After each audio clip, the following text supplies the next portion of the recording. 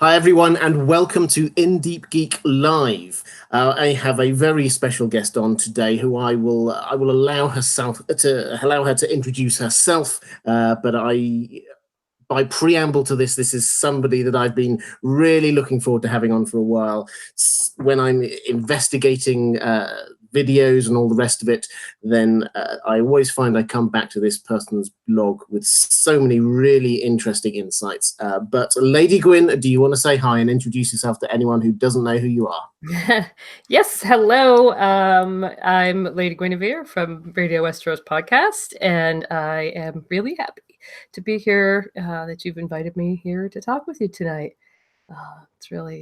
It's obviously one of my favorite subjects, talking about A Song of Ice and Fire, and I love to make friends anywhere I can talk about it. So excellent. So, and Radio Westeros, which you're one of the co-hosts of, has been going on for quite a long time, and you've done just recently. I think you've covered both of the first two Dunk and Egg novellas, haven't you? I think, in fact, didn't the second one, the episode just came out? Was it today, or was it? Quite recently. Actually, was the third one. So I did the entire series since just the end of last year. So basically right in a row. And yep, today was release day for the Mystery Night. So it's all very fresh in my head. Well, good. Well, guys, please do go check that out. I'll make sure that there's a link down in the description. I don't know whether I put that there yet, but after we go back off air, I will make sure that there's a link down in the description. But we'll do this the way that we normally do. This is a Q&A session, so I've got a number of questions from my patrons that we're going to frame the discussion around. Obviously, if there are any super chats, then we'll get to them straight away. But also, if there's any other comments and questions in the chat, we'll try to get to as many of them as we possibly can. We did have a couple of super chats just before we went on air. So firstly, I see Linda Prosuta. Thank you so much. $50 is very generous. Just saying, no question, looking forward to the live stream. Thank you so much. And we also had Maura Lee, two very generous super chats before we went on air, saying, in honor of Sir Dunk and all the characters in A Song of Ice and Fire who may not have been knighted, but who embody the knightly virtues of what it truly means to be a knight. And then also, congratulations, Robert, on reaching 60,000 subscribers. Thank you. Yes, that's I got that milestone. I think it was just a few days ago now, and that's very kind of you to say. So thank you for all the excellent content, the great guests, and hard work you put in on the channel. So thank you very much, Maura. I really do appreciate that, and all your support over on Patreon and elsewhere as well. But let's get into this. Let's start. Well, why don't I just throw to a general question first of all, Jen? What's your overall take on the novellas and how they fit into this grand plan that George R.R. Martin has got? What's he using them for? Mm-hmm. Well, there's a few things going on, I think. Number one, he uses them to provide a lot of backstory. Obviously, and I think we might talk about this more later, we're getting the Blackfyre backstory and the reveals about Bloodraven and Aegon V all coming in here, which is all very important to the main series. And I would argue, I think I actually did argue in the last podcast, that things in A Song of Ice and Fire are all radiating outwards from the tragedy at Summerhall. And obviously the Dunk and Egg stories are all going towards Summerhall. So I see that as kind of the hinge. And that is what I think he's doing. I think he's setting up that one event with these two stories. Yeah, I think I agree with that completely. I think he's said he varies from interview to interview how many novellas he thinks he's going to write in this series, but it's very clear that this is throughout their whole lives. So the last novella we get, Dunk and Egg story we get, will be the tragedy at Summerhall, and we're going to find out actually what was going on there. And so, yes, this is building all the way up to that. And I agree completely with the backstory that he drops in a huge amount of information through these novels. But above and beyond that, they are obviously written in a slightly different style. They're a lot lighter in tone. Certainly these ones, I suspect they might get a little bit darker the further in they go, but they're fun, light stories. And I think that when George R. R. Martin having to write incredibly detailed stuff in A Song of Ice and Fire, and then obviously doing Fire and Blood and things like that, this is a different type of writing, and I think that he probably just really enjoys doing it. Yeah, I think so. His background being in short stories, that's how he got his start. I think that's a form of writing that he really loves. In these stories, he is clearly playing with different genres. The first story is a classic kind of sword and sorcery, fantasy kind of story with knights and tournaments and a little dash of magic. The second story is very much of a Western kind of feel.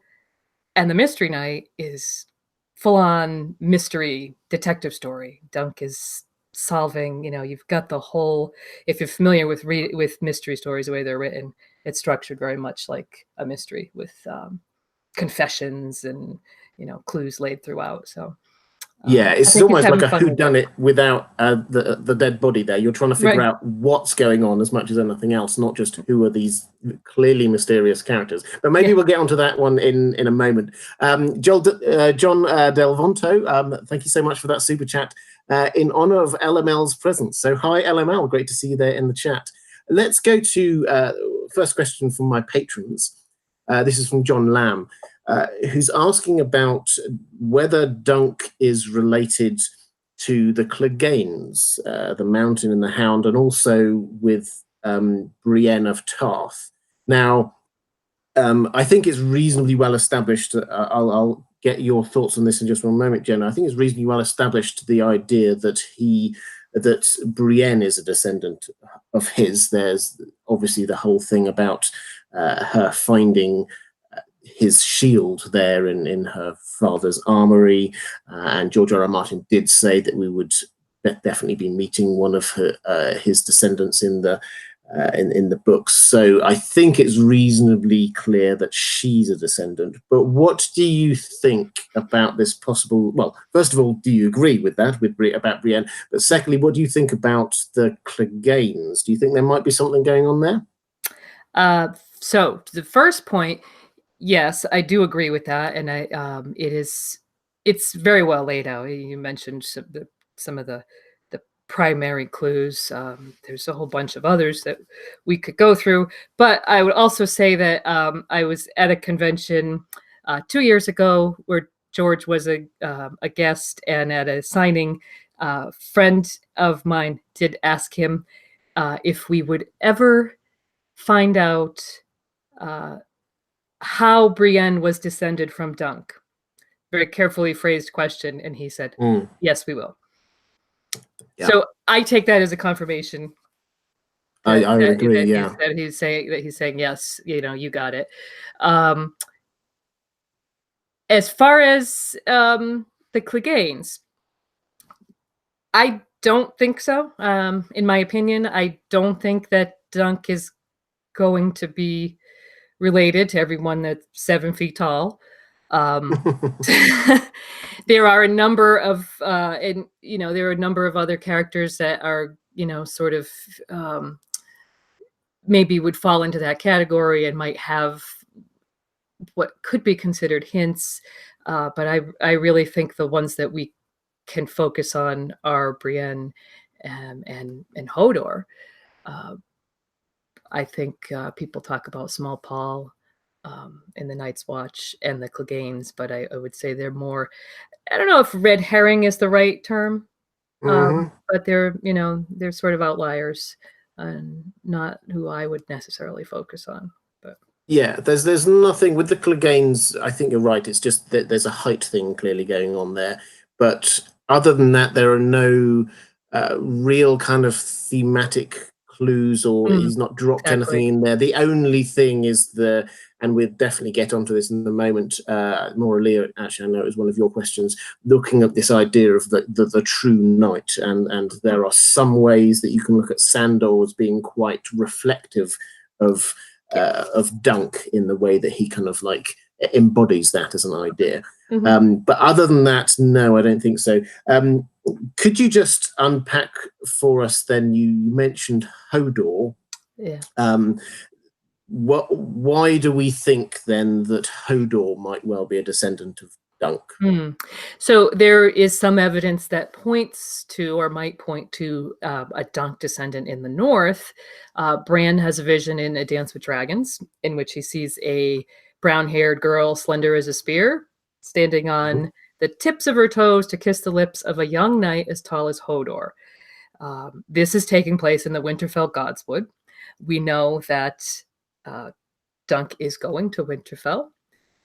It fits in the timeline of where, if you unpack that entire stream of visions he has, that vision could be taking place during the time in which Dunk will be there.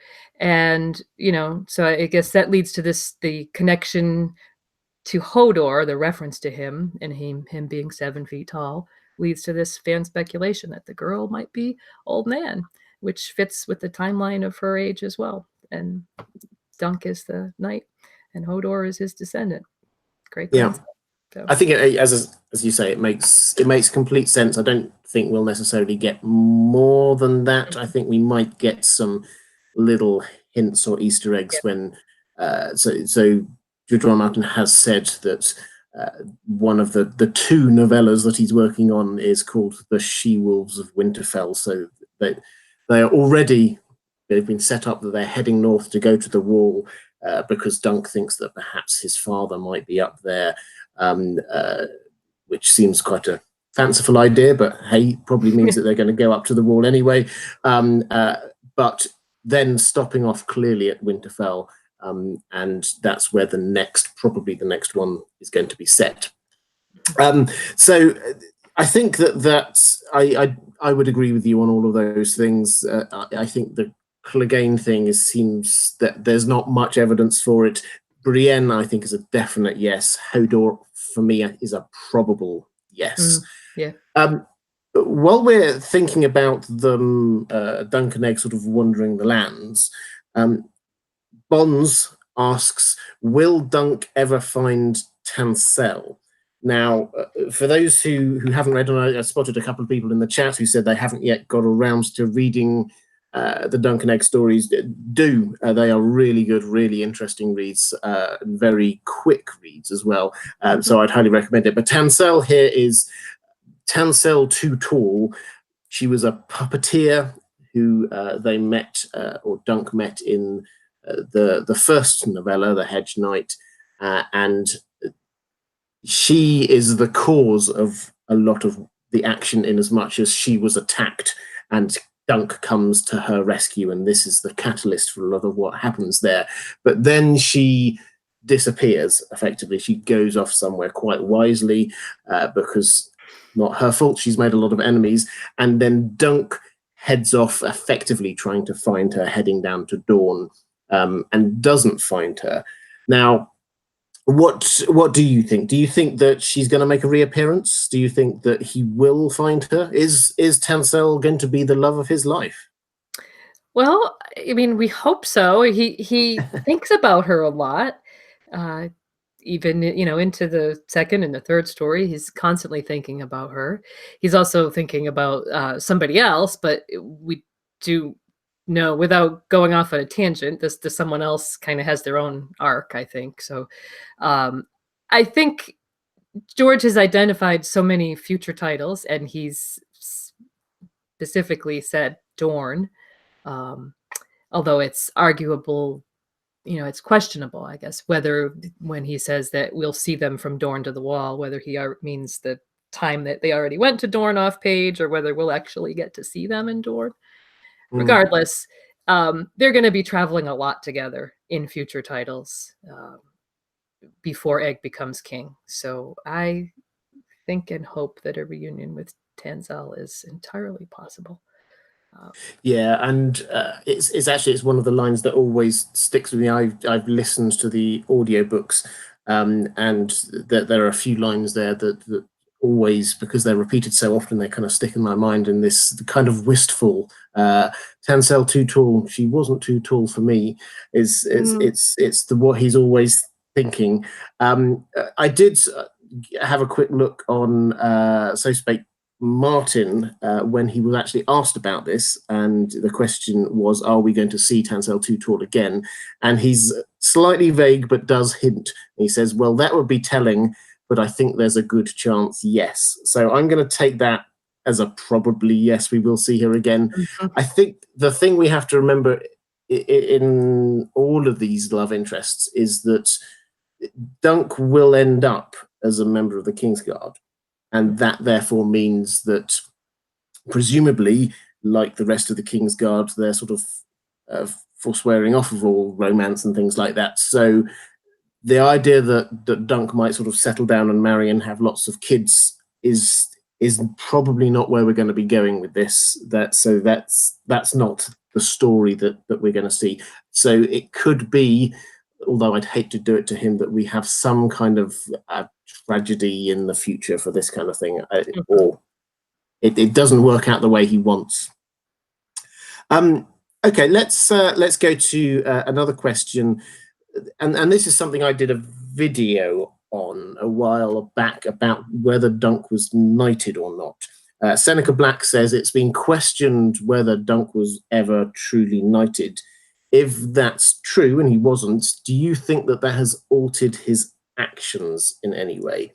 So I'll just pick up very quickly and say, so the reason why, well, there's lots of reasons why we think Dunk probably wasn't knighted, but particularly in book one, he's very vague on the subject whenever he's pressed on it. We pick up in the story, he's trying to think of what jobs he might do. All of them are non-knightly jobs, and then it's like, aha, but I have an idea, at which point he suddenly magically is a knight. And there are other instances like when he's basically being said, you now knight someone else, which any knight can do, and he's like, oh, I'm not sure about that.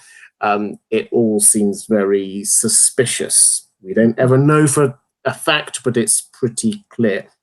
So I think, Jen, the two-part question here, do you agree with me that he almost certainly wasn't knighted? And do you think that makes a difference in terms of how he acted or did or anything? Would it have made a difference if he had? Yes, I do agree that he wasn't knighted so far. I think that he will, one day, he will be knighted. Possibly, maybe even by his own squire. This is in the Hedge Knight. There's this great line where it says he's thinking about Egg, and he says he seems a likely lad. It might be one day he'll make a knight, and I just can't help but thinking, might be that is just a little nod that one day Egg is going to make Dunk a knight, because he's got to be on the Kingsguard. So. That's my feelings about the future. In the present of these stories, no, I don't think he's really a knight. But I don't think that it matters, because he is upholding the code better than most of the people that we see who are actual knights. Yeah, I think I'd agree. I think that he, if he were a knight, he would be trying to be a knight and do the knightly things, although in many ways they just come naturally to him. He doesn't actually have to think huge amounts about them. He's got this kind of inner monologue going on all the time of Sir Arlen of Pennytree, his old knight, his master, his mentor, who's always got these little sayings about what a knight should be doing and all the rest of it, that he sort of like has running through his mind all the time of what he ought to be doing right now. And I think that would be the case regardless of whether he was knighted or not. Just quickly dipping into the chat, Shannon 0893 just says, not read the novellas, but could it be possible that Dunk gets widowed at the tragedy at Summerhall? So the story arc we have here is that at Summerhall, this is where he dies and this is where Egg dies. And so if there were somebody else there that died, it's well, we think quite a few other people probably died, but no, this was his death rather than anyone else's. And incidentally, one thing when just thinking about timescales, we often think about this happening a long time before the events of Song of Ice and Fire. The person who took over from him as Lord Commander of the Kingsguard was actually Gerald Hightower, who was the very same person who was there during Robert's Rebellion. So it's actually not as big a gap in time. Yes, it's early on, it's quite a long time, but when we get to the end of the stories, the novellas are actually going to be starting to creep up towards the present time in terms of sort of the backstory to A Song of Ice and Fire. Shella Baratheon, thank you so much for the super chat, saying, are we still debating whether or not Dunk was knighted? He wasn't when we met him, but probably had to be anointed and thus re-knighted for the Kingsguard. I think we're probably on agreement on that one.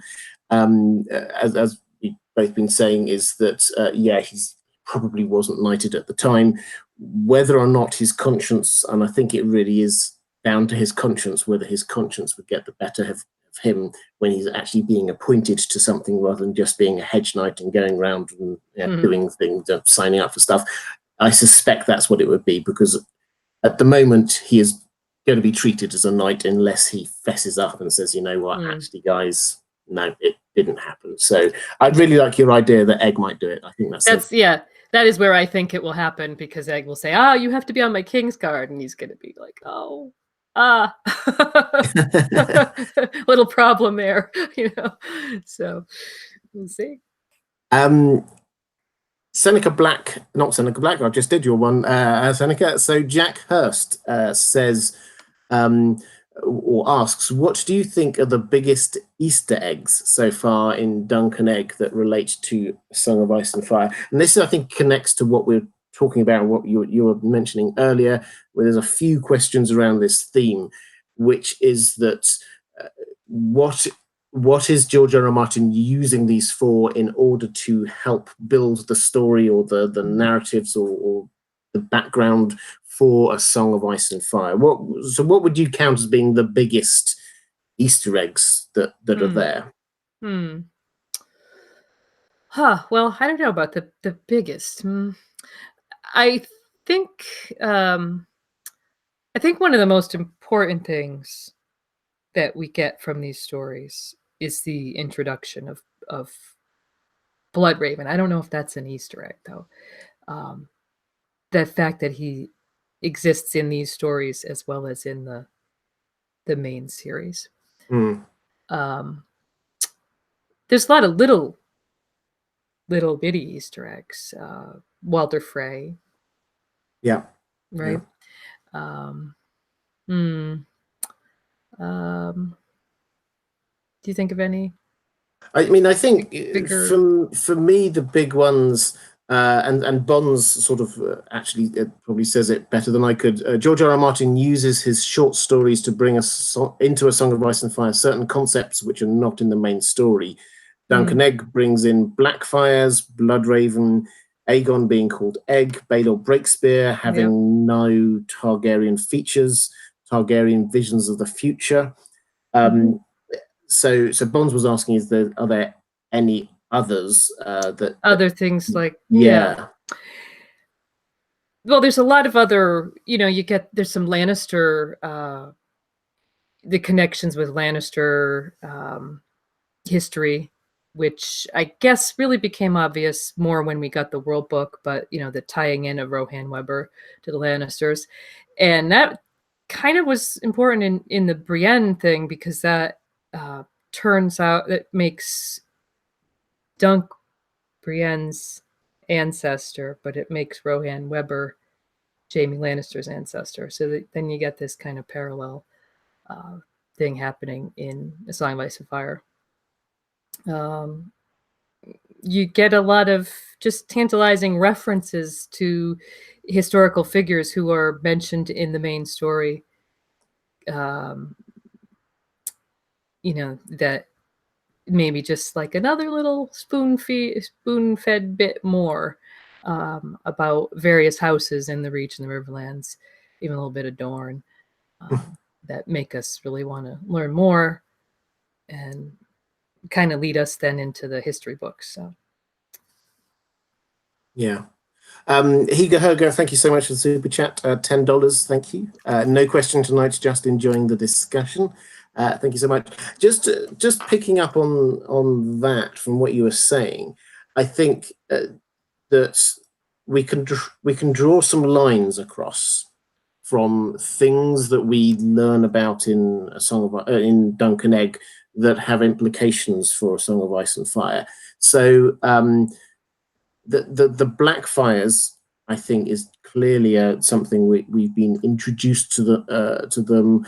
They talk about the first Blackfire Rebellion. We clearly see effectively the second Blackfire Rebellion, and I think that plays into a lot of what we're going to see in A Song of Ice and Fire with Aegon Fagon and also the Golden Company and things like that. So I think that's one kind of strand that we've got coming up there. I want to talk about Bloodraven in a little bit more detail in just one moment, but one of the things which really strikes me as something that we'd had slightly underemphasized before this was this Targaryen visions and dreams which come out. We have a couple of people with Targaryen blood who have these. What do you think that might do you think it might have any kind of impact on A Song of Ice and Fire, this re-emphasis that Targaryens have kind of magical prophetic dreams as well? Yes, I do. I think it's important, and we really starts laying it on with the Hedge Knight. It starts with the Hedge Knight, and then in the Mystery Knight, of course, more dreams, and you have Bloodraven talking about the fact that Targaryens have always had prophetic dreams. So it's no surprise that you got a Blackfire that was having them. So a couple of things about that. One, I think at that point, it was just prior to A Dance with Dragons coming out. He's really filling in these this idea of dreaming because for the backstory of not just Dany, but if what we need to know about Rhaegar Targaryen, likely is going to have to do with his dreams, his interpretations of prophecies. Very likely, dreams will have played a role in that. We got some information about from Maester Aemon about their communication and about the fact that Maester Aemon had dragon dreams. So we can, sort of, I think we're being led into maybe a revelation that there were dreams going on with Rhaegar. But also, one thing that struck me with just rereading the Mystery Knight and Bloodraven saying that Targaryens have always had these dreams, and he makes a point of pointing out that Daemon Blackfire is not surprising. It's not limited to Targaryens by name, it's by blood. So Bloodraven probably has these dreams. So then there's a whole lot of implications to thinking about him having had dragon dreams, in addition to his other many talents that you could probably go on for hours about. But that was something that recently I thought, realizing that dragon dreams aren't limited to just the mainline Targaryens is something that is an idea that was introduced in the Mystery Knight, and that actually could be quite significant in the story. So. Yeah, and so for those who haven't read them, we get there are a couple of big things here. We get one character, I've entirely forgotten which Targaryen it was, the drunkard. Daeron. Who gets these visions and has visions about Dunk and a dragon being slain, effectively falling on top of him, and all the rest of it. And then we also get the character who we're introduced to as John the Fiddler, that actually is secretly Daemon Blackfire, and he also has visions of Dunk as a member of the King's Guard, and he assumes that this is going to be his King's Guard because he's about to launch a coup. The key thing for me there is that both of those things, although they are accurate, they are misinterpreted in a way. Mm-hmm. And I think that this shows that this is something George R. R. Martin does all over the place, people misinterpreting these visions and dreams and all the rest of it. I do wonder whether you were talking about Rhaegar possibly having these dreams. I sometimes wonder whether we've already seen him having one of these visions, because when we have Dany there in the House of the Undying and she's having all these visions, and then we actually see Rhaegar when we have Rhaegar and Elia they're having a conversation, and then Rhaegar's like suddenly turns and almost as if he's turning to her and say there must be one more, and she feels as if he's looking at her. I do wonder whether he actually did have a vision of her, and thinks that this is his grown-up third child, because he's naming his children after the original 3 Targaryen invaders, and therefore he's expecting his third child to be a daughter. So I think that might well be what was going on there. I definitely agree, and actually think in the episode we did on the Hedge Knight talked about that, because we did a whole section on dragon dreams, and that is something that has always felt so strange to me. This almost like a two-way vision, but so I like the idea of George kind of showing how this sort of misinterpretation of dreams and visions leads to very unexpected places. So, and that certainly would do if he's seeing in this vision his own future vision of his sister. Then it obviously led to some strange places for him. If he interpreted it the way you suggest, which I agree, that's probably what happened. And my general view is that Rhaegar interpreted most things wrong, so it wouldn't make any. It wouldn't surprise me in the slightest if he saw Dany and assumed it was somebody who it wasn't, and in fact was never to be.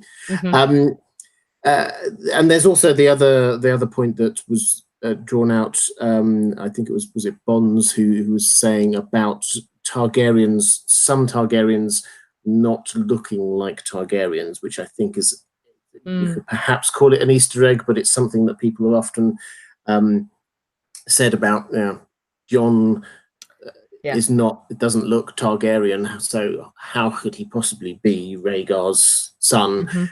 Actually, we've got here evidence that not all Targaryens do look like Targaryens. There are some who just have a slightly different look.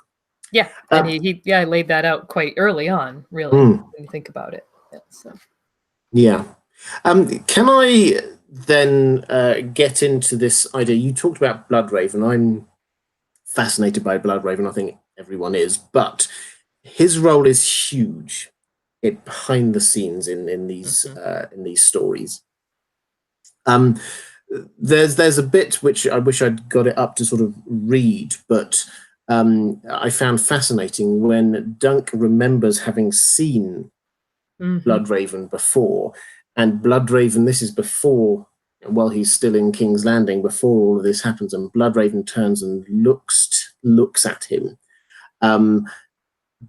What do you think? There is any kind of link between Bloodraven and Dunk? At another point, Bloodraven talks about, I'm wondering about what your role is in all of this. Do you think that Bloodraven got a whiff of something strange happening with Dunk, some strange role that he has? Yes, yeah. So I think that it's very possible, likely, that he knew or knows that Dunk has a role to play. not just in Aegon's life and in sort of the history of the kingdom with his impact on, let's face it, Baelor Breakspear and gosh knows going forward, but in that final act of his own life, Dunk, I would be very surprised if someone of Bloodraven's capabilities, or what we assume that they are, if he didn't see something, because I strongly suspect that Dunk's final act is going to have a huge impact on sort of the future of the Targaryen dynasty and where Bloodraven has been sort of directing things or sort of refereeing things from behind the scenes. Yeah, and just a very quick shout out to LML. Thank you for your traditional $6.66 super chat, saying from Tanselle Puppet Show we have the Easter egg that Florian the Fool may have slain a dragon. Yes, we do. Yes. So it's the idea that dragons can die. And this was this was the start of all of this, was that we get Aerion who takes offense at this. Dragons can't die. This is therefore insurrection and all the rest of it. So thank you for picking that one up. Just getting onto a little bit deeper then on this idea of what Dunk's role is. You sort of started saying something which sounded really interesting and then moved on, saying you thought that what happened at Summerhall may have had some big impact in some way. What do you... So we have that bit, it was in the World of Ice and Fire, where it just get that fragment we have of a few details of Summerhall, and the bit that just says, if it weren't for the heroism of Lord Commander, the hint being that he did something heroic, presumably saved lives or something along those lines. What do you think, therefore, he might have done there? Yeah, this is... I really think that this is very huge in the sort of purpose of these stories. And it has to do with his foot, which I know you told me you had a question about the foot. Yeah.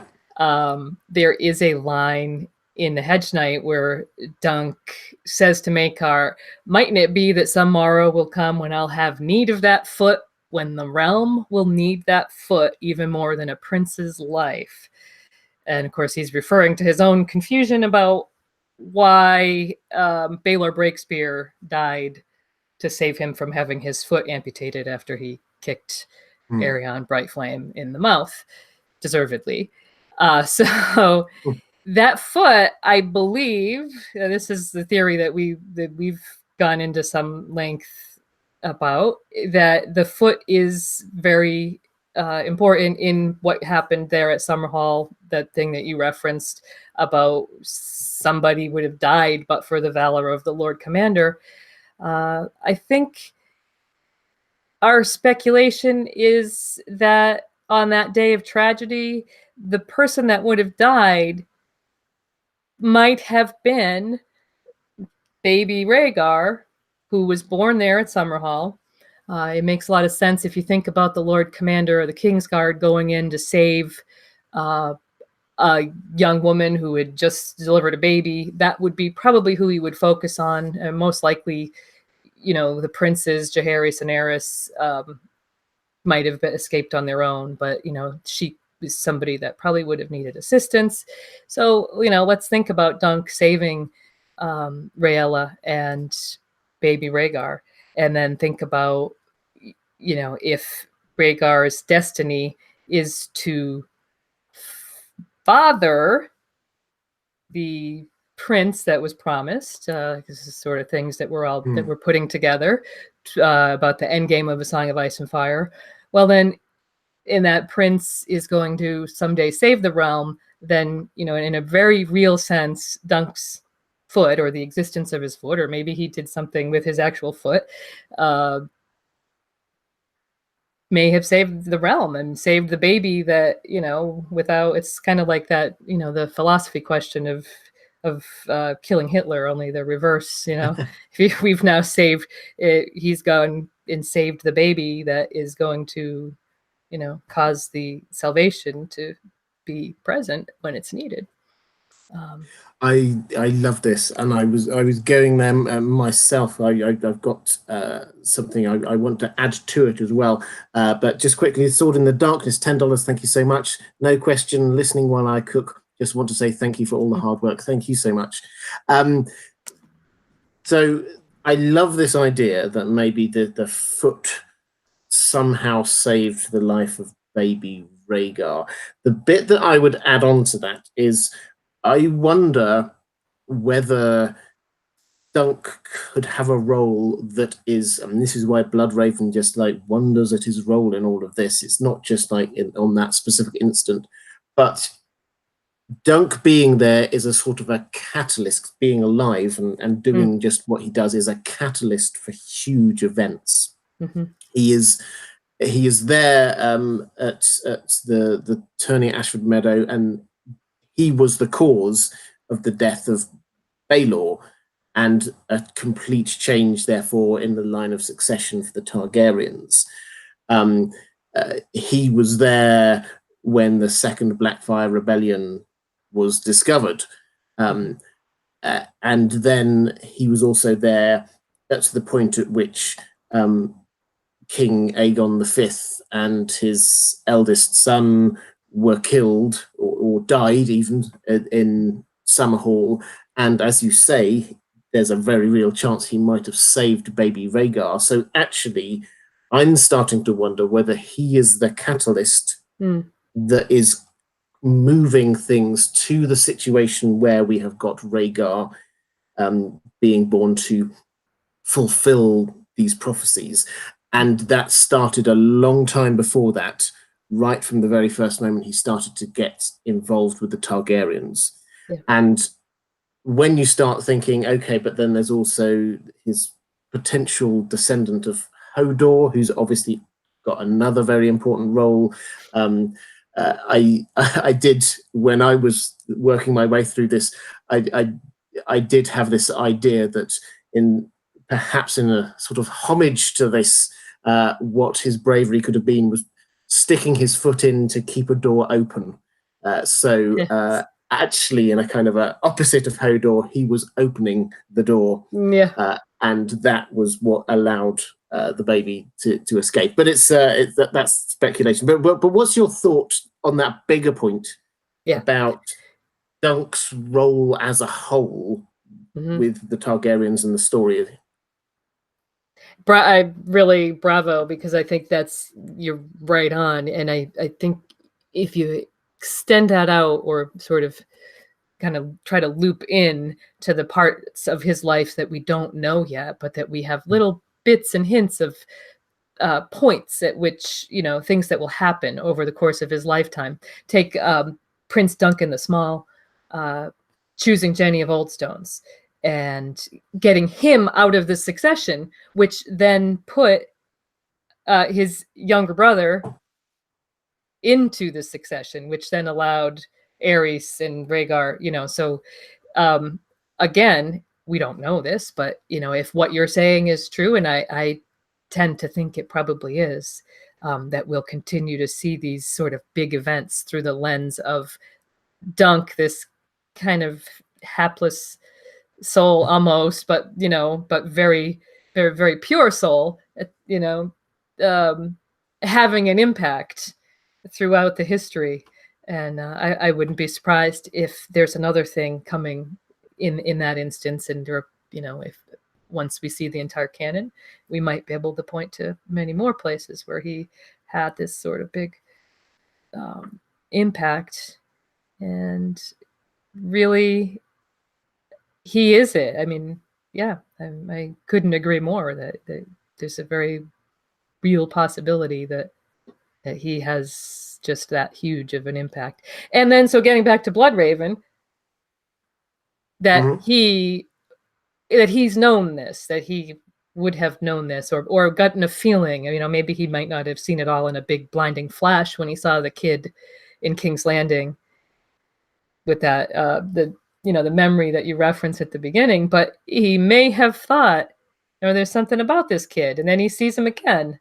And I'm quite sure that he knew exactly who he was when he first saw him in the Mystery Night in his secret, in his secret disguise. I'm sure that he knows exactly who Dunk is and what's going on. So, I agree. There's also Disputed Lenses in the chat room as well. Hi, Amanda. Good to see you. Saying Dunk also took Egg to Dawn, the only place not touched by the spring sickness. I think that's a fascinating thought because Aegon V was known as Aegon the Unlikely. He should not have inherited. He was a long way down the line. And this... If this kind of idea that we're generating here is true, then Dunk may well have inadvertently perhaps also have been protecting him, keeping Aegon alive, therefore allowing him to get to the throne, and sort of that may well be there. And if going to Dawn offers some kind of protection, antibodies or whatever they have in Planetos, then that certainly makes a lot of sense. Do Brinksma, apologies, I've completely butchered your name, I'm sure. Thank you so much for the super chat saying, hey Robert, loving your content, live streams and voice as a narrator. Thank you so much. We'll be supporting you as a patron in the near future. Thank you again for that. That's very good. That's lovely of you. And greetings from Netherlands. Thank you. It must be very late for you there. So thank you so much for staying up. Vampires 99, thank you for your super chat. In terms of theories about Dunk, the Talmud and the Quran talk about the idea that if a person saves one life, they save the world. Yeah, so what do you kind of make of this then? Do you think Dunk is, is it his purity of life that is somehow making him this character who seems to be impacting on so many different things, do you think? Yeah, it certainly could be. And I think he's not presented as pure in the sense of perfect, but he's presented as pure in his, I think sort of in his aspirations, or, in his, the way he tries to execute his life. No one's perfect, but I think it's all in how you approach it, and he certainly does have that going for him. So yeah, we've had a useful counter narrative to this idea of he's a wonderful, perfect human being. Wheezy Squeezebox says Dunk was chasing Skirt. It's only coincidental that it took him to Dawn. I think he was definitely there looking for Tanselle. But I think that the point that I'm certainly trying to make is that it might not be entirely his intention to do any of these things, but he is some sort of, even though he's not personally himself magical, he's some sort of catalyst for things happening around him. That's my take on what it is. And the things that he does, even if he's not intending for them to be important, they do turn out to be important. Only Dunk would have run in and punched a royal prince in front of everybody without thinking about it, just because he thought that they were doing the wrong thing to somebody that he fancied. That was just it had to be him doing that. It was the whole, what was going on with the Mystery Knight, when he's wandering around talking to all of the most important people about the most fascinating subjects, not really knowing what's going on. It's just very Dunkish. It's when you're saying about it's like a whodunit or that mystery novel. It is, but you never get the impression that Dunk actually is fitting the pieces together himself. It's he's working out some things, but it's not. He's not coming to the big conclusion about what's happening by, oh, actually, there's something going on here, I need to investigate and all that. That's not, he's just largely going around.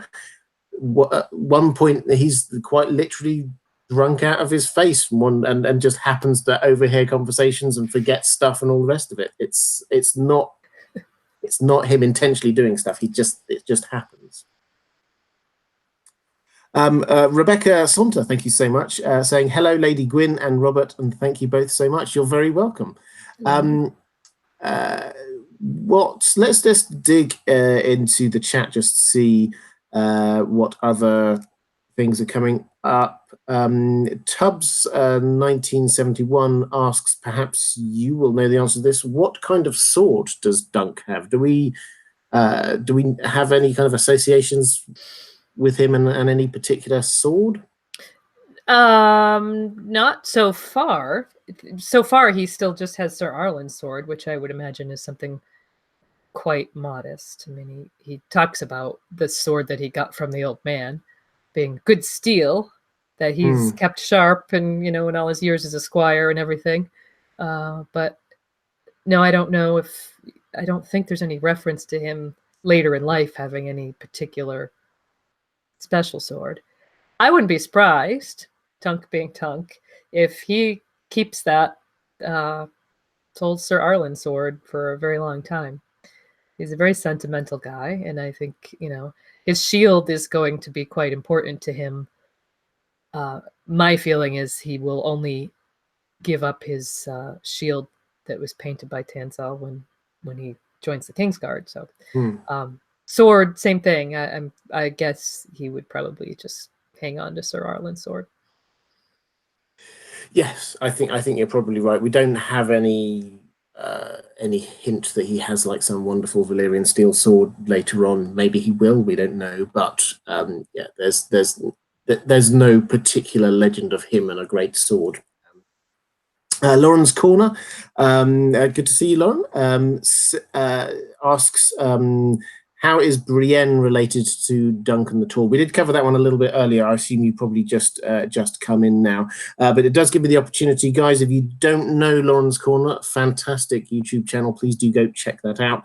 She does, as well as doing some fantastic poetry, she does interviews with a lot of YouTube creators within the community. So if you want to see her interview me or Grey Area or Gemma or Quinn or anyone like that, there's lots of others.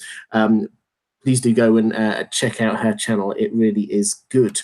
What else? The actual Matt Pethany says, if Bloodraven would have foreseen anything about Dunk, it probably would have been himself being escorted to the wall by Dunk. Now that's a really interesting thing. Do you think that this is? I think it's something we get from Sam actually in the main books themselves. What do you think was going on there? That we've got a limited amount of information, but when Bloodraven gets sent by the new King Aegon egg to the wall, Dunk goes with him. What do you think was going on there? Is it something important, or was it just like an interesting little anecdote? Could be. I will say that I did actually think about that. Bloodraven, the intersection of his own fate with Dunk being important to his whatever his foreknowledge or his insight into Dunk might be. As far as what was happening, I don't have really specific ideas. I mean, I think it will be an opportunity for George to show us that event. So in a lot of ways, these stories allow George to show us things that we wouldn't otherwise be able to see. So right there, I mean, based on what you and I were just talking about, it's very likely that there's something important, and he probably will have some impact on what happens there. What it might be, if the catalyst indeed was Maynard. Oh, Maynard. My head is in Mystery Nightland. If the catalyst was Bloodraven killing.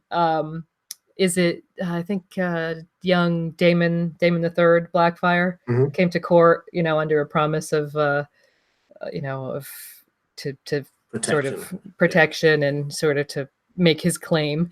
And Bloodraven has him killed, and if this is his punishment for that, it could be that Dunk has something to do there. I rather suspect that Dunk and Egg are not finished with the Blackfires because they are going to go to Essos and the Disputed Lands. That's in the afterword of A Night of the Seven Kingdoms from George. So that's where the Golden Company is well known to be, in the Disputed Lands. So I think that they will have some sort of intersection again with Blackfires. So it could well be that they're by the time you get to Daemon the Third, that there's still that whole storyline is playing out, and that could be why he's involved with Bloodraven going to the wall. Yeah, I think that's fascinating. I think we definitely will see more of the Blackfire storyline. We're definitely going to see more of Bloodraven in the later stories. I'm fascinated by that whole episode of Bloodraven going to the wall, partly because I wonder the extent to which Bloodraven was okay with going to the wall, and partly because it's actually it doesn't appear to be just like a punishment per se, because he allows him. This was another one you were talking earlier about, somebody asking a well-placed question of George R.R. Martin just last year. It was either Aziz or Shea, I can't remember which, asked the question about whether Bloodraven took Dark's sister up to the wall with him. Yep. And the answer was yes. And that is not the kind of thing that you would allow. Given Blackfire, the sword has already gone, you're going to let the only family bit of Valyrian steel sword go up to the wall. No, if you're really angry with somebody, you don't do that. Yeah. So there's an extra layer there that I'm really looking forward to being able to unpick. Yeah. Lemony just in the chat says, sorry if this is a bit of a tangent now, but you mentioned Bloodraven in connection with Dunk's important fateful role to play. Daeron and Daemon Blackfire tell Dunk, I dreamed of you. And also, my things just scrolled away when I was but he says this is something which was said to Brienne, apparently just after. Oh yeah, Brienne is told the same thing after being rescued from probable death because of said dream. I can't remember that precise instance. Do you remember it off the top of your head? Yeah, that's one of the things that I mentioned. There's a whole list of sort of parallels and textual Easter eggs like this between Dunk and Brienne. So it's I dreamed of you is Jaime saying to her, I dreamed of you, after he goes back to save her from the bear pit. Incidentally, also that happens right after he has this dream lying with his head on a weirwood stump. And if you listen to the episode that we just released today, make the case that that weirwood stump is actually possibly the weirwood grove that you see in the Mystery Knight, where you first get to see Maynard Plum, the very beginning of the story. It's all on the south of the God's Eye. Based on the description of the territory, it's probably in that same area. So that, the I dreamed of you, I think in the Brienne thing is just drawing a connection back to Dunk. It's a little nod back to her relation to Sir Duncan, and there's quite a few things like that, actually. Yeah, that's fascinating. Thank you.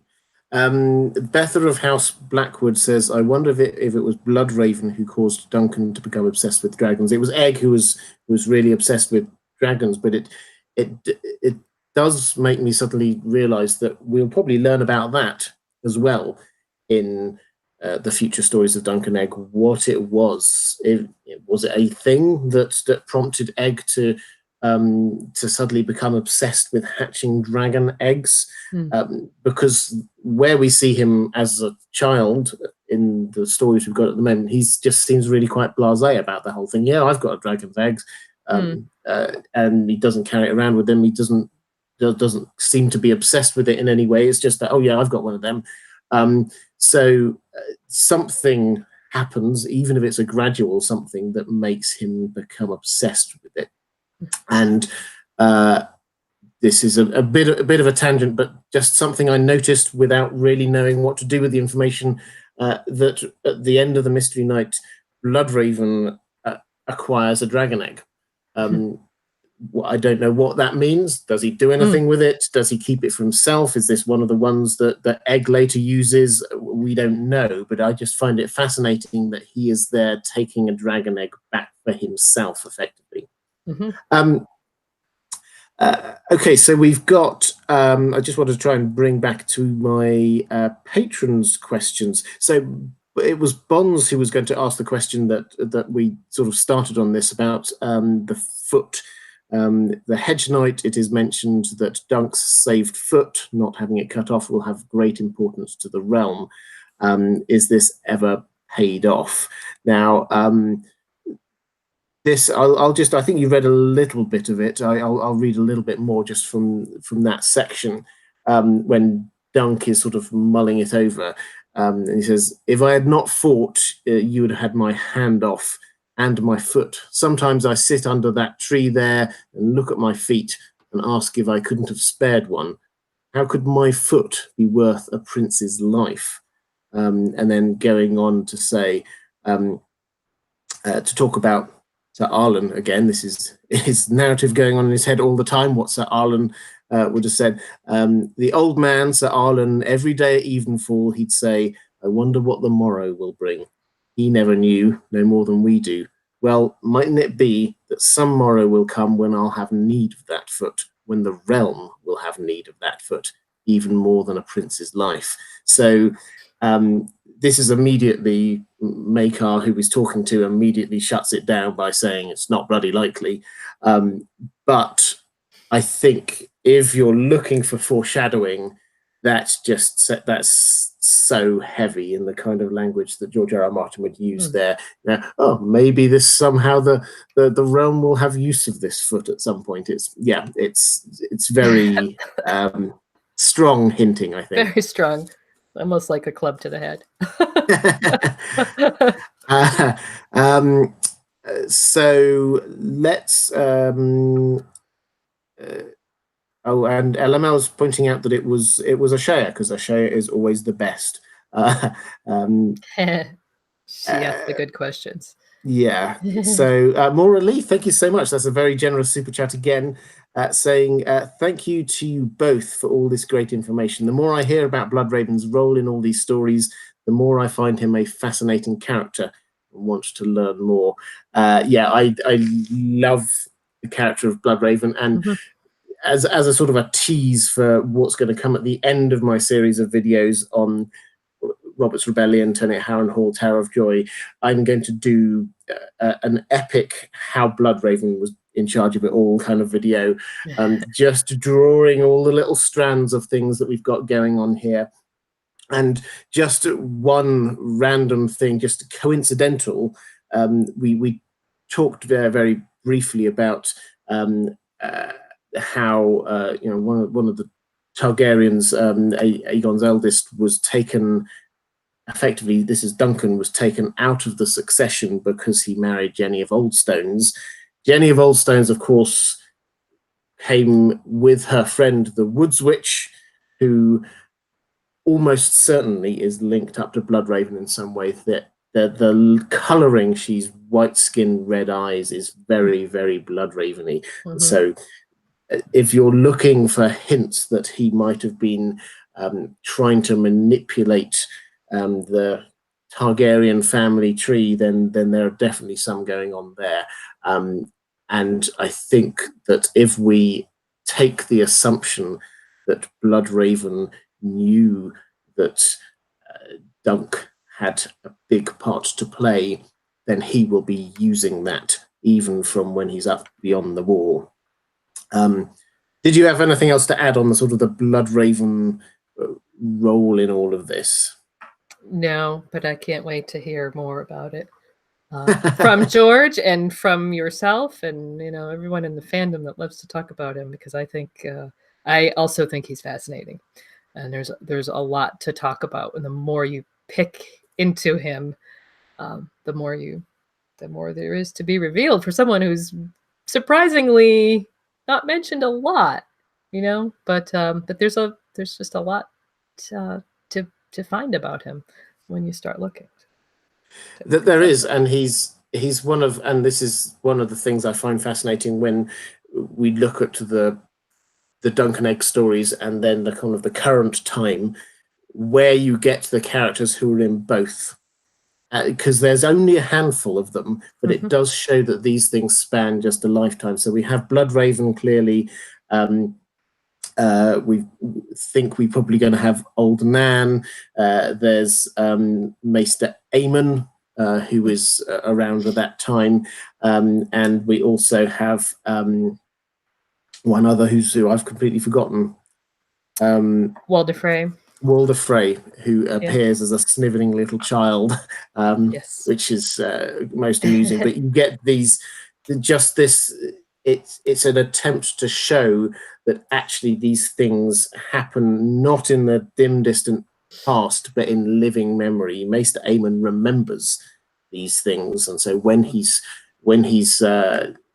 having these final thoughts and thinking he's talking to Egg, that's who he was thinking of. He was thinking back to his youth.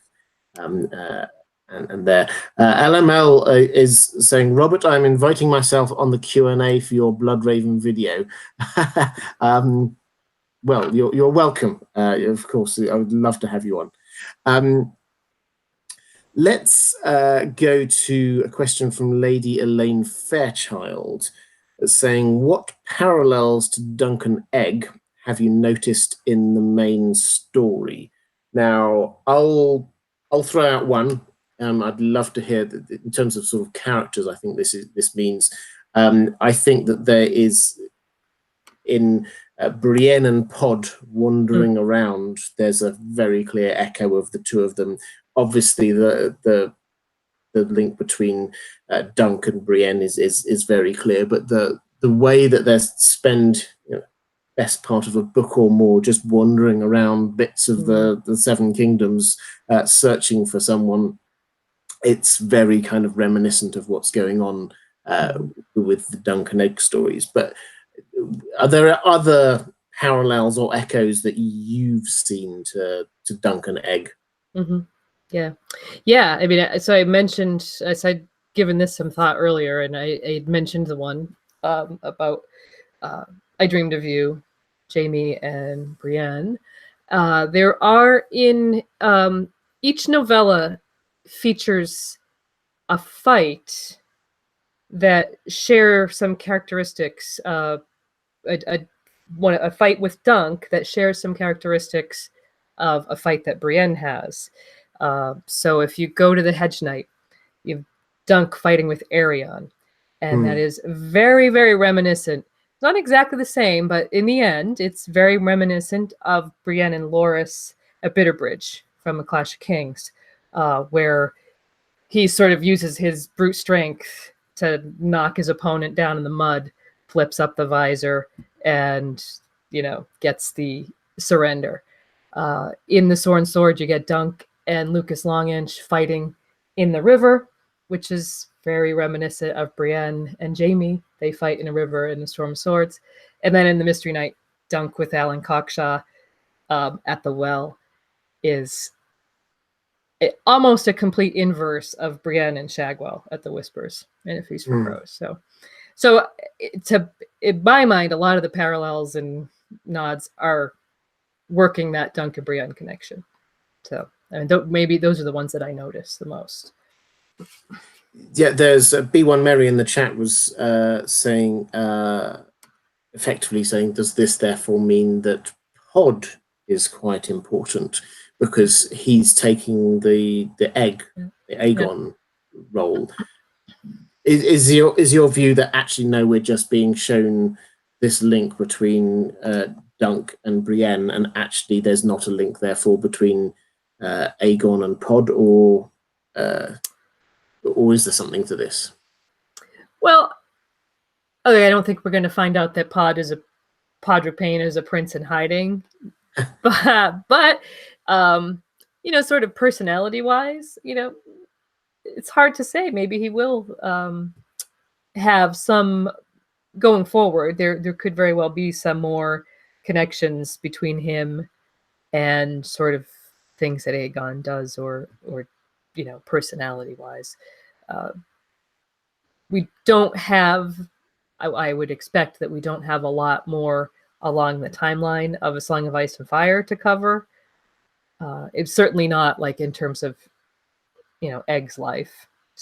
Presumably we have another 40 or 50 years of Egg's life to cover, and I'm not sure we're going to get that much more time in Song of Ice and Fire for Pod to develop. But wouldn't surprise me if there's a few more things. I would expect in future Dunk and Egg stories that you'll continue to see those connections with Brienne and so on some level, and hopefully Pod will be there too. Yes, I think I'd agree. I think Pod's a fun, great little character, but I don't think that we would therefore expect him to have the same route as Aegon. I don't think he's going to be sitting on the Iron Throne at the end of it all.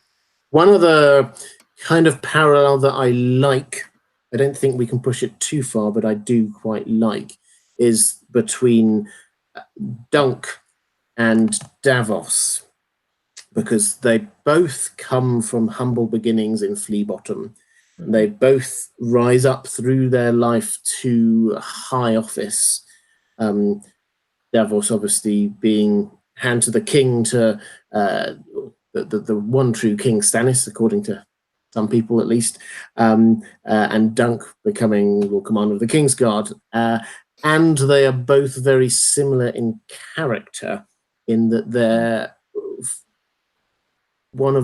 two of the few, I hesitate to say truly good, but pure characters, that they're very much the people who are looking to do the right thing in situations. I don't think we can push this too far. I don't think this means that Davos's sort of fate is going to be the same as Dunk's was in any way, but I think that there is clearly a parallel between them. What do you make of that? Do you think that there's something there? Is there a hint of anything? Yeah, certainly in their origin and their, like you said, their character, definitely similarities. There could even be, similarities going right through their arcs. I don't know if Davos will be as important as we've been discussing. Dunk probably will be, but who knows? He could certainly sacrifice himself for something. We don't really know where he's going to end up, but I could see someone like Davos sacrificing himself for, say, someone, for a child, or for someone that Jon Snow, if he ends up working with him. And I'm trying to keep the canon separate in my head as I'm talking, but yeah, I definitely wouldn't be surprised to see that parallel carry out. Yeah, and I think that there's another thing, which is that Davos himself isn't the main driver of the action, but he's the catalyst of a lot. Mm-hmm. So it's his advice to Stannis means Melisandre doesn't go to the Battle of the Blackwater. That might have made a huge difference. Mm-hmm. It's his advice that gets him up to the north, and that clearly makes a huge difference. Mm-hmm. So it's him making things happen without actually being the main person himself, is a very Dunk kind of thing going on there. Yep. Just acting on his own sort of like moral compass. That's what he does, and that's what Dunk does. So exactly, and that results in things happening. Mod Mary 1, thank you so much, $10, saying, I love Dunk and Egg tales. Can we talk about the Baseborn versus Bastardborn distinction that Dunk is always mentioning the difference? with the Blackfire Rebellion, etc. What's well, okay? Let's do this. So Jen, why don't you? Do you have any thoughts on this one? And then we'll go from that. Yeah, I mean, he makes the distinction when Egg says that Bloodraven was, I think they were talking about Bloodraven was Baseborn. Yeah, it was, because they were talking about why he doesn't have his own egg. Well, now he does, as you were saying, but in Egg, Egg says, well, he doesn't because he's Baseborn, and Dunk says, no, he's bastard born, which is different. His parents were both noble. So base, the connotation is that they're, maybe you're a small folk or you have no name. Dunk is really careful about, or he's actually very sensitive about references to bastardy, because he strongly suspects that he himself is a bastard. So he always kind of challenges Egg when Egg comes out with these things about bastards in one way or the other. So I think that's just him correcting him, making sure he gets all the. Plus, Dunk is terrified of Bloodraven. You see that in his head all the time. He's thinking about him, some one way or another. He's afraid. So I think he wants to make sure that Egg gets his terminology correct, because you wouldn't want to insult Lord Bloodraven. Yeah, I think that's right. I think that it wouldn't surprise me if this comes back as being an important distinction in one of the future novels, future stories. I think that too much has been made of it. It's like the foot, is that you can't, I mean, he looks down at his foot and thinks about it too many times for it not to come back at some point later on. And I think what is really quite a pedantic difference to, I think I'm actually fine, but it's Baseborn, not Bastardborn. that kind of thing. It's not a really Dunk thing. He doesn't normally get hung up on the difference in polite society between one person and another. That's not really where he's at. So I think it will come up somewhere in the future. I don't know where, but I'm pretty sure it will in one of the future books. Jojo Lady Dane in the chat, one of my fantastic moderators today. I've got Chrissy Volstone's there as well. Guys, thank you so much. What you do makes these things possible. So thank you, guys. If you're in the chat there now, please do show a little bit of love for the moderators. But Jojo says there's a couple of parallels with Egg and Fagon. Yes, there are. So there's the name, of course, Aegon. There's the fact that I think they both had a straw hat. I think I saw somebody in the chat point this out, that they go around with this big floppy straw hat.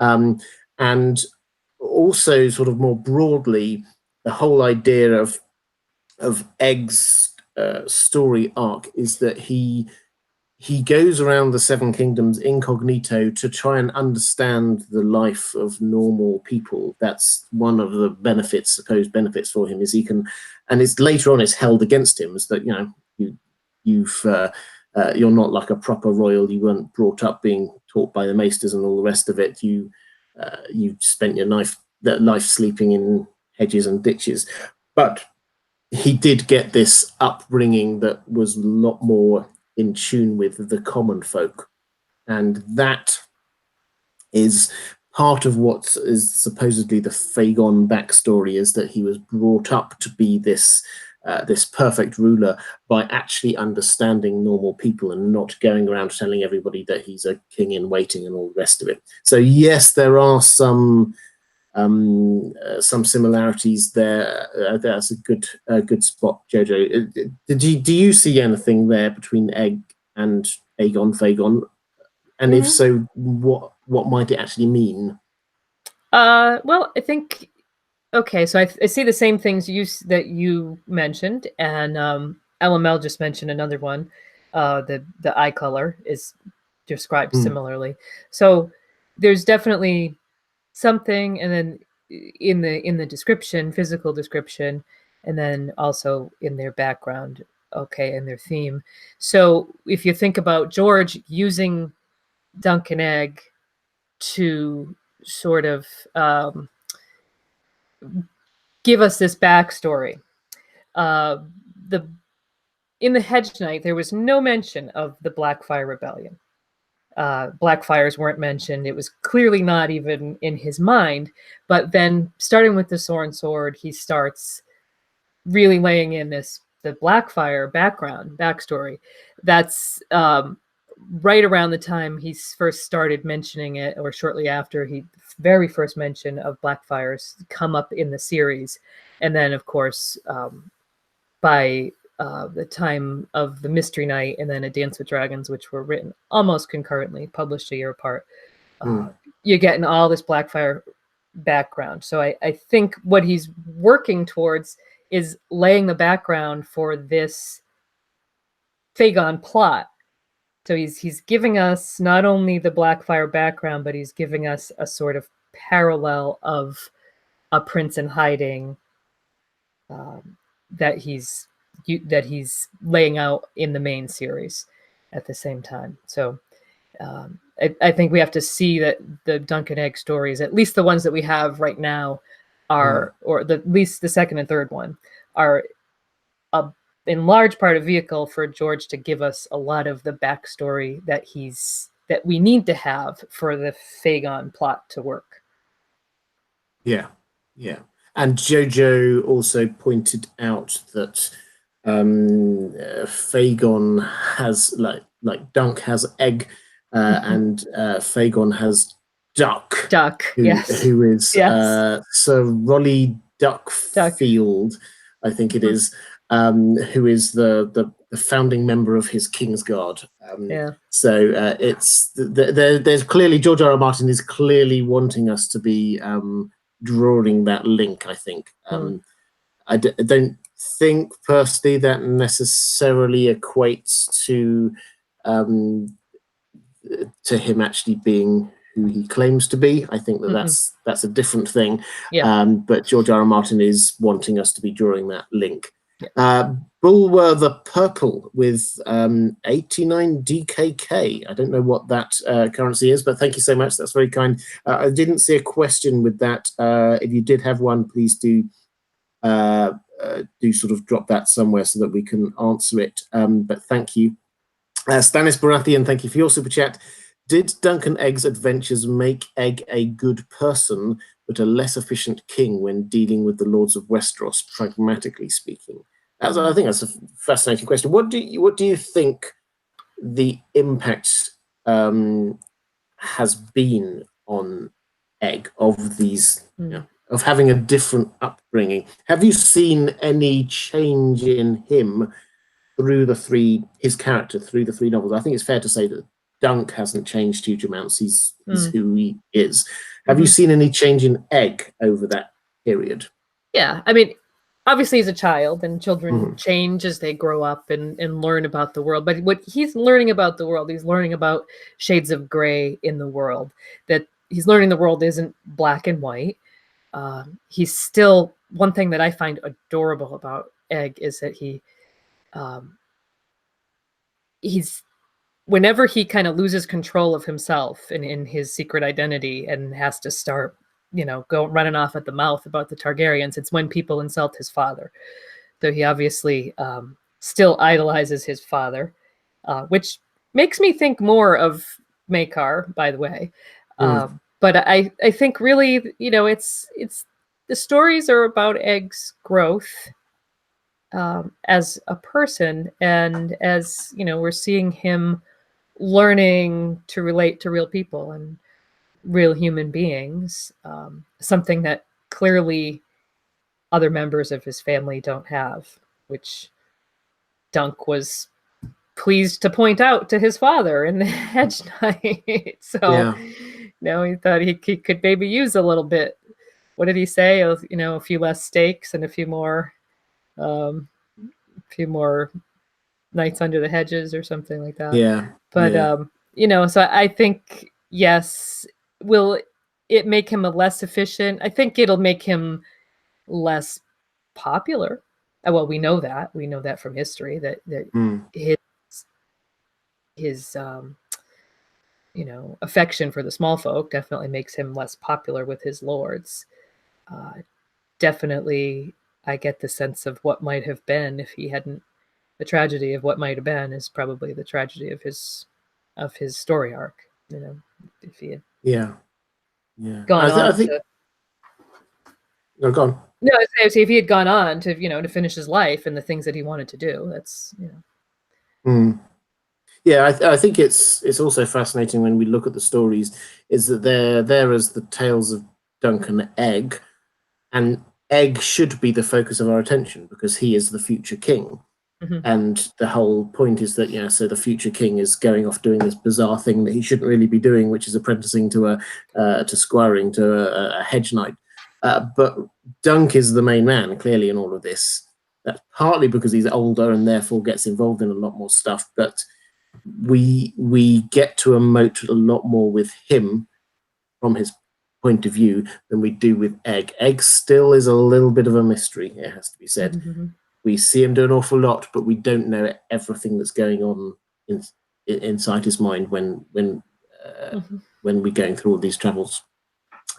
Bulwer Purple just says for the moderators, the super chat. Thank you, moderators. That's what the super chat there was for. We've got guys. I've got a couple more questions I want to get through from my patrons, but now is probably we're time to be dropping any final questions down there in the chat. I've got it was a couple of questions from Maura Lee, but I'm more of a kind of a think piece really about this idea of true knights and them not being real knights. We've kind of touched on this a little bit in the past, but I'll read what Maura says. Dunk, Sandor Clegane, and Brienne of Tarth, in my opinion, are true knights because they embody the knightly virtues, even though they were never knighted. If Dunk had been knighted, he would have been able to knight others, but I don't think that would have changed the kind of man he was inside. I think we've covered this idea about whether it would make a difference if he were an actual knight or not already. But the second part to this is sort of compare and contrast these three characters, Dunk, Sandor, and Brienne, against other characters who are more obviously knightly in some way, but perhaps have different kind of arcs, like Jaime Lannister. So I think this is just a sort of an invitation to talk around this idea of what makes a true knight, and do they therefore have a sort of an arc, and is that different to characters who are presented initially as being true knightish, but actually aren't when you scratch under the surface? What do you think? I think that this is one of George's favorite themes that he comes back to, knighthood. There's a great line in The Hedge Knight where Dunk is seeking people to take his part, and he stands up in front of everyone and he bellows, "Are there no true knights among you?" And I think it's very dramatic, and from that you get Baylor Breakspear is the one who comes forward and stands with him. But I think to me, that is the key question of all of his stories about knighthood. Are there no true knights among you? And the answer turns out to be people who are not actually true knights. I think that George's commentary on knighthood, which interestingly is delivered to us via Jaime Lannister, who's a soiled knight, and Sandor Clegane, who's not a knight at all, is that knights are hollow men. They're people that don't uphold their vows. Like Jaime indicts the Kingsguard for not defending Rhaella or protecting Rhaella when she's being raped by Aerys. So he's got his cynical views of his own actions, and then obviously Sandor's views of his brother. But then in contrast to that, you have people like Dunk, who's obviously upholding the vows and the spirit of the institution, right, in spite of everything, to the best of his ability. And Brienne, whose personal code of honor is pretty much as close to true knighthood as anyone in the series, arguably. So I think that George just has a lot of fun with this theme, and showing us kind of a the range of knights. And I can imagine him kind of cackling and saying, "Isn't it great that the actual knights aren't really knights at all? In fact, the most knightly knight is a woman." So, yes. Yes. I mean, he clearly plays with this idea that the truest knights aren't actually technically knights. Dunk wasn't knighted, almost certainly. The Hound, although he's by no means perfect, has a number of these kind of true knight qualities to him as well. And he is very vocal about the fact that he is no knight. He might have been in the Kingsguard, but he was no knight. And Brienne, of course, couldn't be made a knight because she had the wrong chromosomes. So George R. R. Martin clearly loves this idea. I think that the fascinating thing is to try and then place these characters against the characters who are held up to be, in the world's view, as being the great knights, where we get Jaime Lannister, who is clearly, his arc starts off with him on the outside looking shiny and bright and golden and wonderful, and on the inside all pushing children out of windows and things like that. But where he's going to end up, I would suggest, is on the inside, he's a lot more what a true knight should be, but on the outside, he's going to look less and less like when he's already lost his hand, and I suspect that he's going to be appearing less and less like the knight in shining armor. What do you think of that kind of contrast there? Yeah, I like that. I mean, especially in terms of Jaime's arc, which is it's an improvement arc, an internal improvement arc. While his, like you said, his external look is definitely not improving. But then it's interesting that a lot of these characters are these Lords Commander of the Kingsguard, because if you take Dunk, you take Jaime, and then hold them up against someone like Barristan Selmy, who is look at his I just saw there was a post on Reddit today, that I think it was today or maybe it was yesterday, just basically listing all of his page from the White Book, which is quite impressive, all of his many accomplishments in his life, but yet if you go back to sort of Jaime's indictment of the Kingsguard for failing to protect Rhaella, and things like that, and things that Barristan sort of blames himself for, even in his own point of view, he sees where he himself has failed. Will he, as his arc goes forward, will he in some other way forswear his vows? What's going to happen with Barristan? Is he also going to take that sort of looking less like a knight, but more like the good person he really wants to be?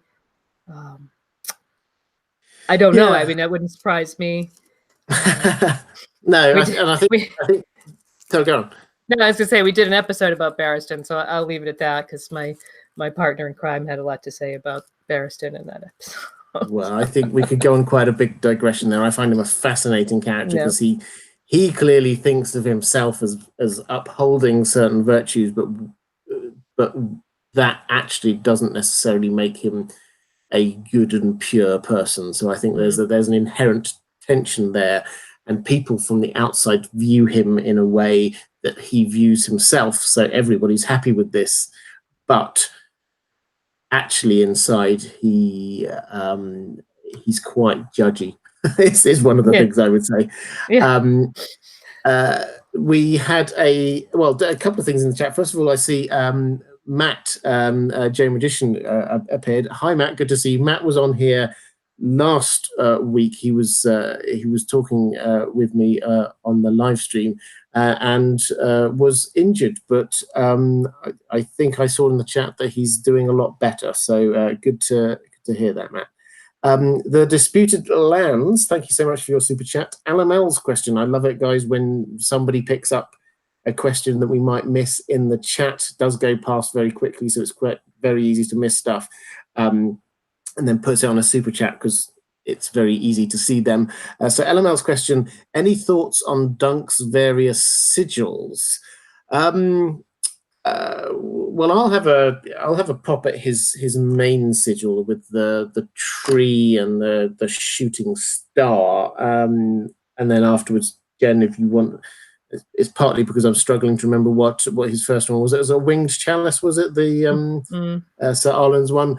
But in terms of the tree is actually tied in, as well as being the place where he sort of first pitched his proverbial tent. He didn't even have a tent at the time in order to be a knight. That's why he picked it as much as anything else. But it's also where he sat looking at his foot and wondering all the things that we've been talking about before. So I think that has got a double meaning, that this is the sigil that he's going around. So it's a bit, I mean, you can go into this in probably too much depth, and I am guilty of overthinking many things, but in the same way that Hodor was living all through his life, carrying with him his fate, I do wonder whether this is actually Dunk carrying with him as his sigil a hint to his fate as well, because that was the place where he's looking at his foot, and his foot is tied up with his fate. So I think that there's that element there.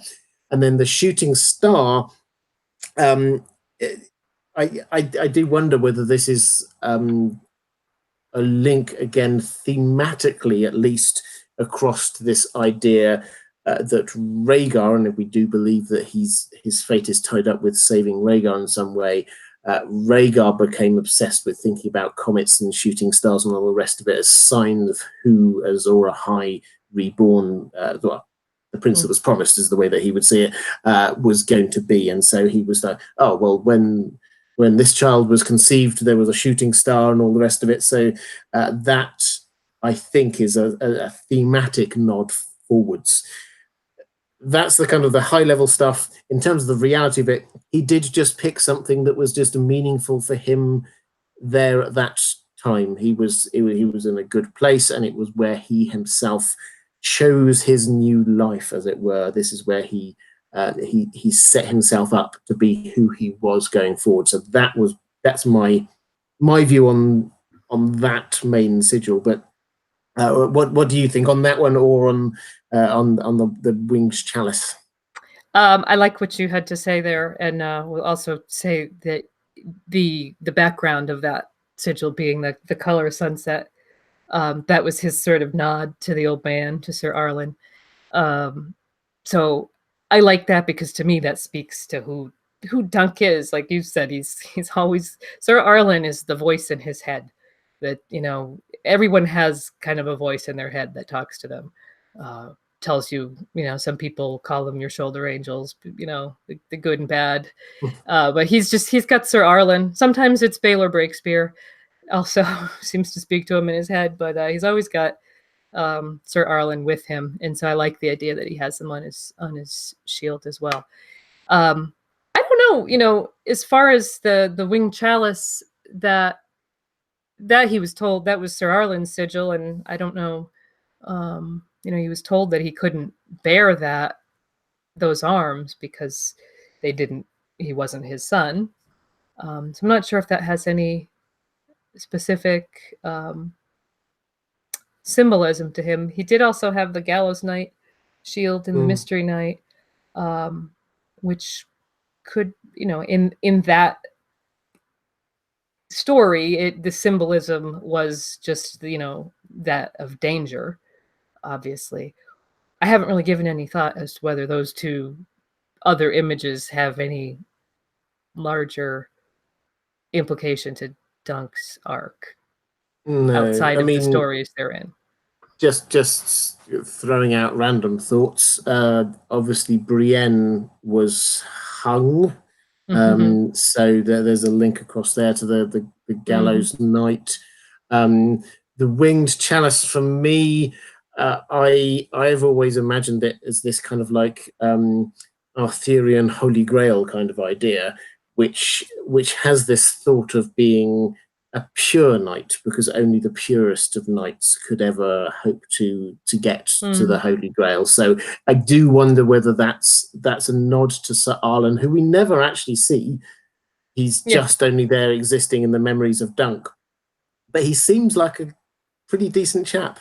Very salt of the earth, very homespun wisdom, but he does actually seem to be a good and true knight. And incidentally, it's one of the things that I noticed of my most recent read through of the novels is that in each of those three stories, a main character actually turns to Dunk and says, "You are a true knight." And it's almost as if the point is trying to be hammered home here. That this is what it looks like to be a true knight. Right. Yeah. I'm going to ask one more question, which I can honestly say I can't remember where it came from, because it's something that somebody asked me a few weeks ago, and apologies if this was you and I've just completely forgotten who it was, but it was something that I thought, when we have Lady Gwyn on, I shall ask her this question, because it's the kind of thing that you will, when you're looking at the series of stories as an overview, you might have picked up on. At the beginning of each of the three stories, pretty much the first thing that happens is Dunk looks at a dead body. That's true. You know, if you just look literally at the opening scene of each of them, he's looking at a dead body. Why? Is this some kind of like hint to something? Do you think this is going to carry on? Are all of the stories going to start with him looking at a dead body? Because 3 in a row is already pattern, but more than that would be quite something. So what do you think is going on there?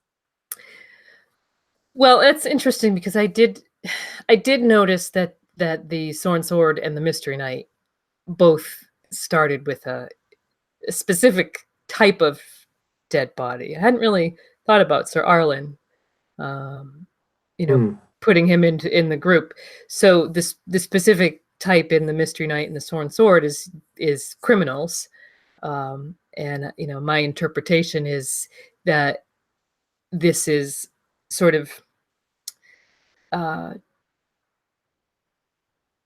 opportunity, kind of teachable moments for Dunk with Egg to teach him what it's like out there in the world, in the realm of Westeros. These two guys in the crow cage, what are they hanging there for? Well, they're hanging there because, maybe they stole some bread, or maybe they poached in the, the Lord's, hunting grounds, or God knows, Dunk's doesn't really know why they're there, but he assumes that they've offended someone of a higher station than they themselves.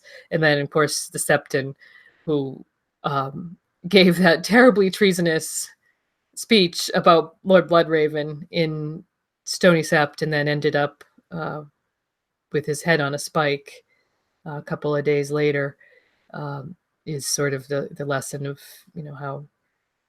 what happens to people that offend the higher ups, Lord Bloodraven specifically with his 1,000 eyes in one.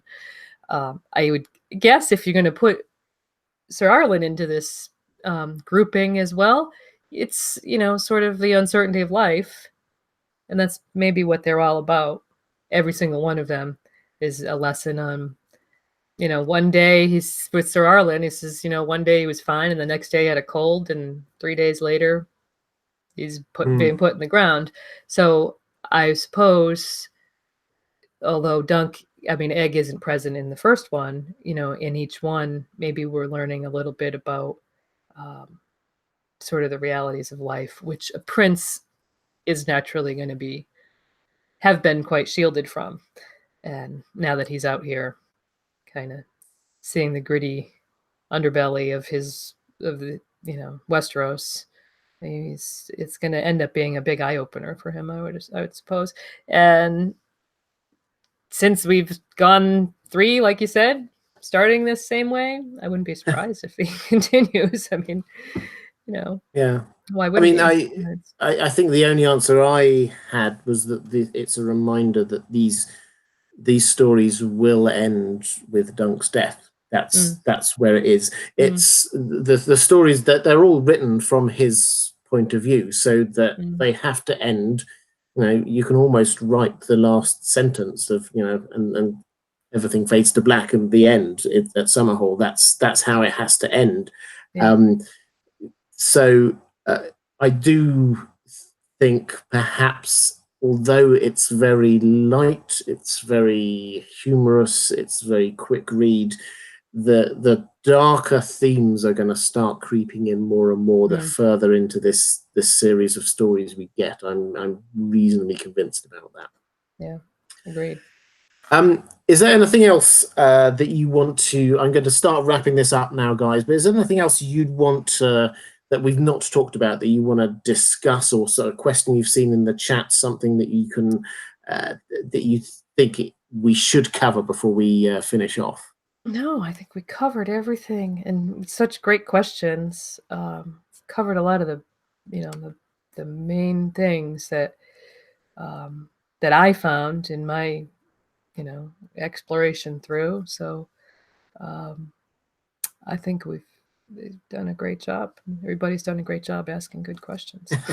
Yeah, the questions today, guys, have been fantastic. Particularly, I think the ones I got in advance from my patrons, I sent them through to Jen a little bit beforehand, and her response was great questions. So it wasn't just me thinking that. Do you want to just let people know where they can find you on the internet if they're looking for you? Yes, absolutely. Like you said, I am the co-host of the Radio Westeros podcast. You could find us at radiowesteros.com. That's probably the easiest way to find links to all of our audio content. We do have a YouTube channel. I'm assuming a lot of people watching here might prefer to consume things via YouTube, so you can find our channel right here. On our website, radiowesteros.com, you will also find links to my blog that you mentioned, where we have a lot of sort of written content, and pretty much anything else that you would wish to find of ours, our social media and everything like that. So that's the place I would recommend looking. And like you said, I've just wrapped up a trilogy of episodes on the Dunk and Egg stories, and really had a lot of fun analyzing those. So thank you for having me to talk about them. The pleasure is all mine. Guys, I would highly recommend that you do go and check out Radio Westeros. This has been going for, well, how long now? Years? This 5 years coming up in the spring. So, yeah. Yeah, so at one of the central resources within the community for a very long time now. So I'd highly recommend. I only get people on here who I would personally recommend, and I definitely recommend also the blog that I talked about earlier. If you can find it, some excellent things on there, particularly the stuff about the Inn at the Crossroads and the Where's Richard Lonmouth one, a particular fan of.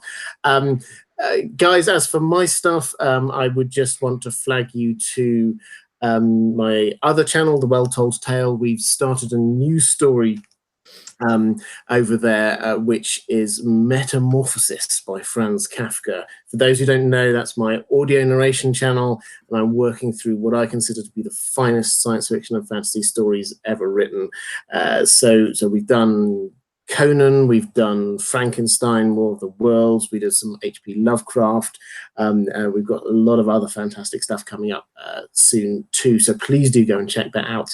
And then, as I always say, thank you to my patrons. I cannot do this without your support, so thank you so much.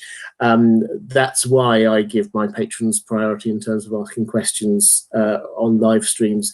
If you are interested, in supporting the channel, or you want to get access to some exclusive stuff I do just for my patrons, or you want to just have an extra chance of getting your questions answered on live streams, do check out my Patreon page. There's a link down in the description, patreon.com/InDeepGeek. That's it for this time. I will be back next week with another guest, and I think probably we'll be looking at R+L=J, because that's my big new video coming out. Spoiler, I believe it's completely 100% true, but I'm setting out all the thinking on it because there are still a lot of people out there in the community who have doubts, and so I thought I just wanted to set out for me what I think the evidence is. But thank you, everyone. Thank you, Lady Gwyn, for coming on. Absolute pleasure having you on. Definitely try and get you back on again at some point in the future. Thank you to everyone for the super chats and for the fantastic questions. And I will see you again this time next week. Take care, everyone.